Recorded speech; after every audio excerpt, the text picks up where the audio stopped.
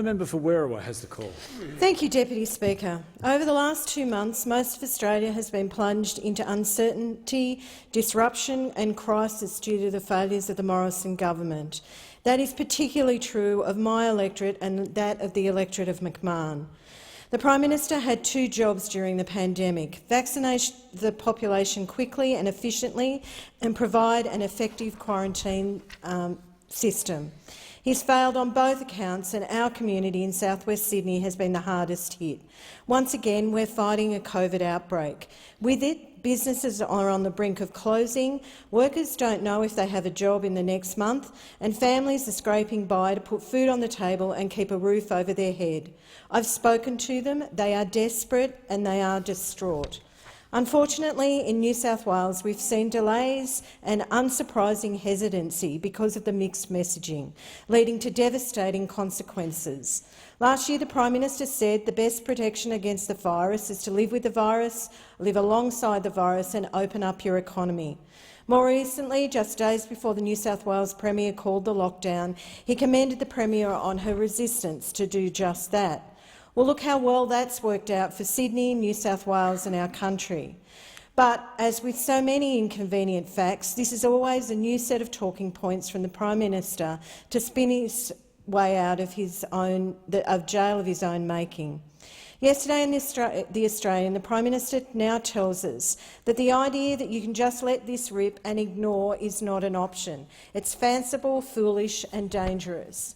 At a time of national emergency where we need genuine leadership, all we get from this Prime Minister are days of long disappearing acts with occasional spurts of spin, followed by further hiding.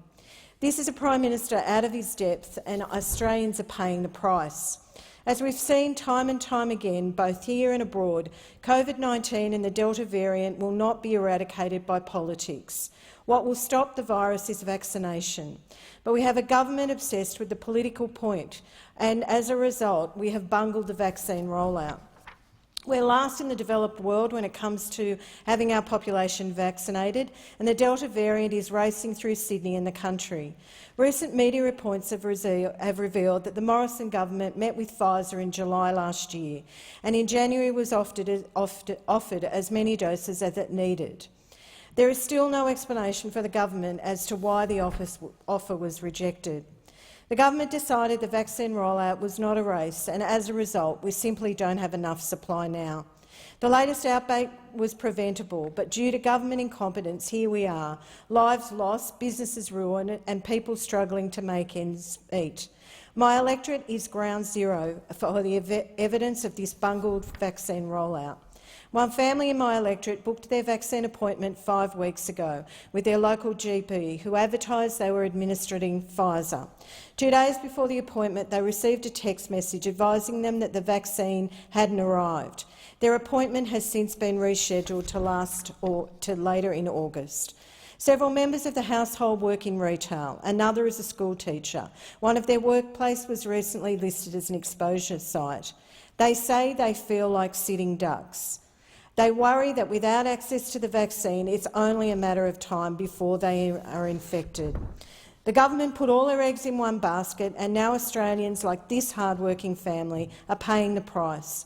As Australian borders are effectively closed and Australians locked down, the world is opening up. Music festivals, art shows, sporting events around the world are returning with huge crowds, a view into a post-COVID world.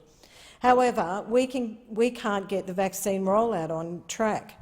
Labor is calling on the government to pay the $300 for Australians to be vaccinated by December 1. Give them some hope. Allow them to be paid so that they can get vaccinated and don't lose a day's pay. Despite the Prime Minister's recent comments, this is a race to stop another lockdown by fixing vaccination rollout and establishing purpose-built quarantines. Hotels are for tourists, not for quarantine. We've had 28 leaks from hotel quarantine. We are 18 months into this pandemic and the government has still not got a safe national quarantine system. Quarantine is a federal responsibility. We need a network of purpose-built facilities now. It is time that we stepped up, and my community needs it, and it needs it now, before more people die and more people get sick.